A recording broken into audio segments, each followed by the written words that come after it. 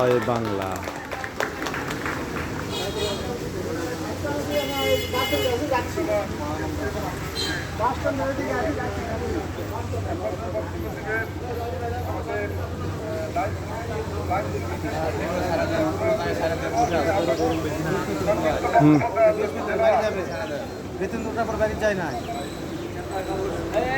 ভাই যাবেন তো সকালে তার বিকেলে যাবেন, সমস্যা কি?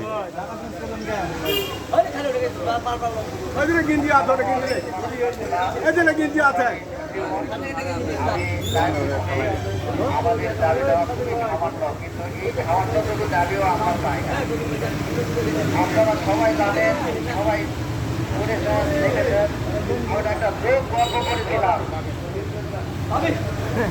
এই যোগে যেরকম আমাদের রক্ত চুষে খায়, আরবিও তেমনই আমাদের রক্ত চুষে খেয়ে এখন শুধু আমাদের হাড় আর মাংসটুকু রেখেছে।